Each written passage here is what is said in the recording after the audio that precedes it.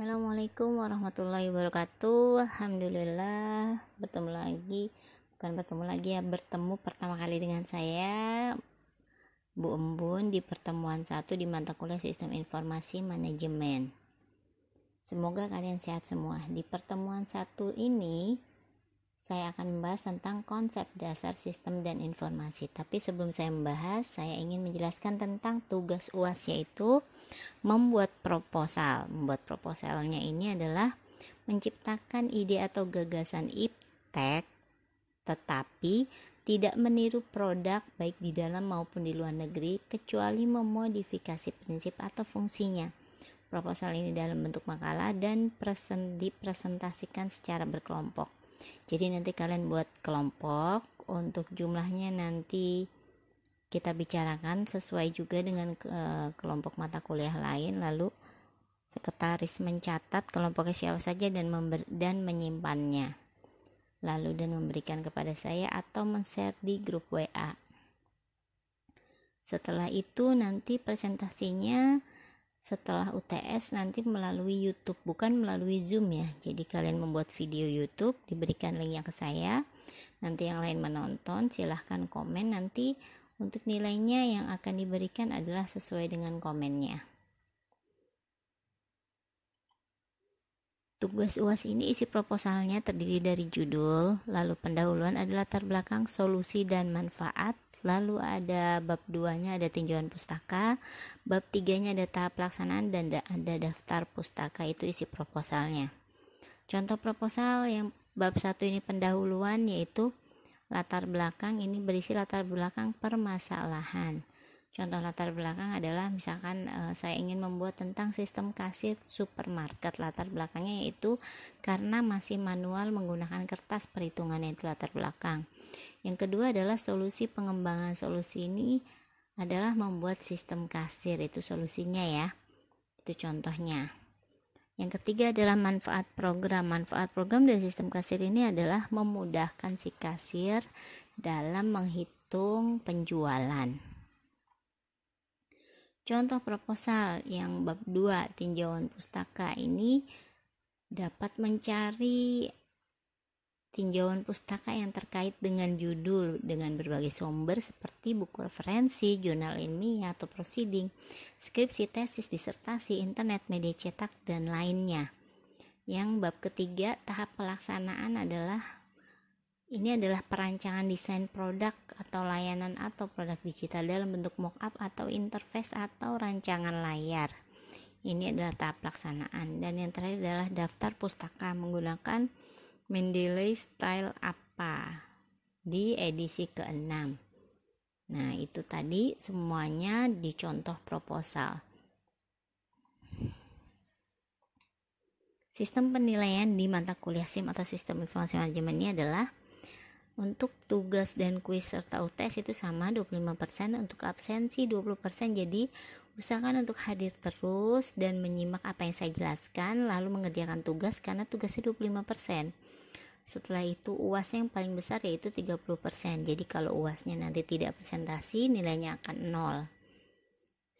0. Untuk presentasi jangan lupa nanti per kelompok membuat link YouTube. Nilai UASnya diambil dari proyek yang akan dipresentasikan setelah UTS. Kriteria penilaian UAS yaitu yang pertama adalah kreativitasnya 50%, lalu yang kedua bekerja samanya 25%, dan yang ketiga adalah format presentasinya 25%. Jadi jumlahnya adalah 100%.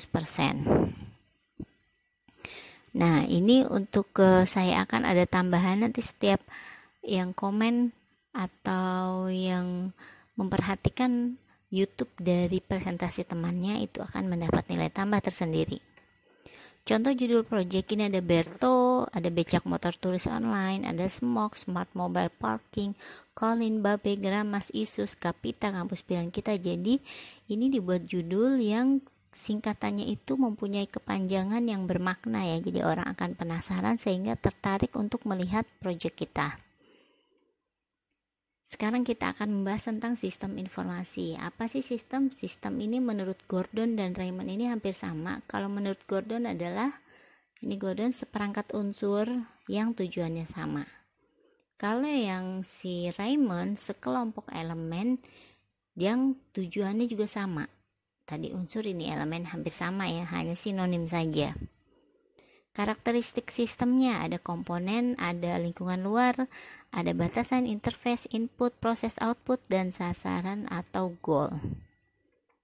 Klasifikasi sistem ini ada versusnya, kalau abstrak versusnya fisik, alamiah versusnya buatan, probabilistik versusnya deterministik, tertutup versusnya adalah terbuka. Konsep dasar informasi ini adalah awalnya itu dari data. Data ini bisa berupa kumpulan fakta, huruf, dan angka, tetapi belum diolah. Jika diolah, itu akan menghasilkan nilai informasi. Kualitas informasi itu ada 3, bisa akurat, bisa relevan, dan bisa tepat waktu. Ini yang sangat dibutuhkan.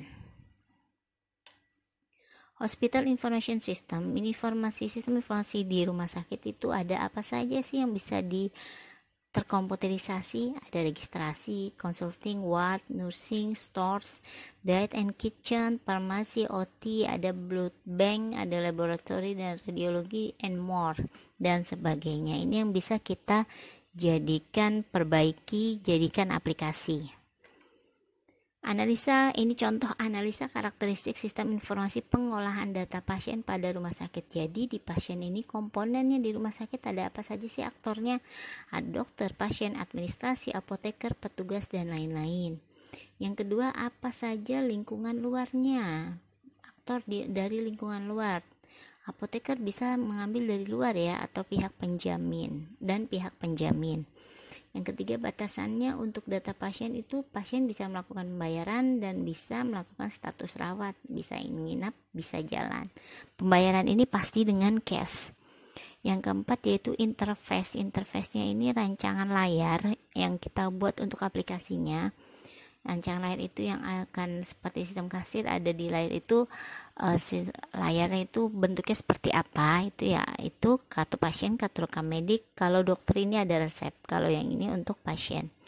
Yang kelima, yang diinput apa saja sih ketika pasien ke rumah sakit? Ada kartu pasien, ada kartu rekam medik. Yang keenam, prosesnya apa saja ketika pasien datang?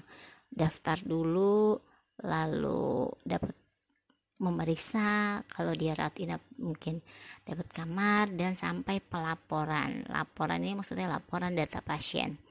Outputnya adalah setiap pasien yang ke sana pasti ada resep, lalu ada kwitansi, lalu untuk bagian administrasinya mereka bisa cetak laporan pasien dan pembayaran pasien. Goalnya atau tujuan adalah dibuatkan aplikasi ini agar pengolahan pasien menjadi lebih baik, akurat, dan cepat. We want digital talent. Nah, ini ada disruptor, ada autonomous robots, big data, augmented reality, dan sebagainya sampai ke simulation. Nah, ini adalah era 4.0 ya. Nah, siapa yang berperan di industri 4.0 disebut era disruptif? Apakah si Nadiem Makarim atau pendiri Facebook atau lainnya? Nah, itu semuanya adalah 4.0, tapi sekarang sudah mencapai 5 dan sudah lebih canggih lagi.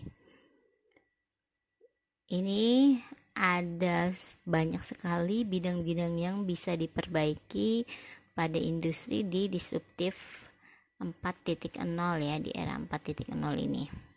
Ada real estate, proximity marketing, travel dan transport, sampai healthcare. Nah, ini semua bisa diperbaiki, bisa terkomputerisasi. Digital talent in evolution industry 4.0. Nah, ini ada banyak coding is cool. Nah, ini menurut survei 87% menyatakan coding itu keren. Coding itu membuat aplikasi ya, dan kalau orang manajemen tidak mungkin, tapi orang komputer coding itu keren. Lalu yang setuju bahwa coding itu keren adalah 79%. Lalu yang setuju, yang yang setuju kalau coding itu untuk laki-laki adalah 91%. yang mempunyai karir bagus itu jika kita jago ngoding itu 91%. Lalu yang mempunyai yang mengerti tentang banyak coding yaitu 85%. Best programmer of all time. Nah, ini akan dipilih adalah best programmer ya. Nah, ini ada aplikasi untuk lampu merah, dan ini lampu merah yang modern, ini yang lama. Berapa jumlah kartu yang ada di dompet Anda? Nah, itu pasti pembayarannya digital, pasti kartu kita banyak, terutama ATM ya. Mungkin kosong, mungkin tidak. Ada berapa edisi yang ada di kasir, minimarket, atau resepsionis hotel? Banyak, setiap bank itu satu edisi. Lalu tugas terstruktur studi kasus bisa dipilih salah satu. Ada perpustakaan, pemesanan, dan bimbingan tugas akhir. Dilakukan analisa karakteristik sistem informasi, contohnya yang ini tadi, yang ini ya, seperti ini. Ditentukan komponen sampai goalnya. Silahkan dipilih salah satu. Jurnalnya tinggal diklik aja linknya, dan ini soalnya tidak perlu dikerjakan. Untuk yang tadi jurnal dipilih salah satu, dikumpulkan di MyBase, diupload. Dikumpulkannya melalui Google Drive, lalu linknya saja dikumpulkan. Nah, ini soal dipelajari saja, tidak perlu dikumpulkan nomor 1, nomor 2, nomor 3, nomor 4, dan nomor 5. Sekian dulu apa yang saya jelaskan hari ini, semoga bermanfaat. Bagi yang belum paham silahkan bisa japri. Saya akhiri dulu. Wassalamualaikum warahmatullahi wabarakatuh.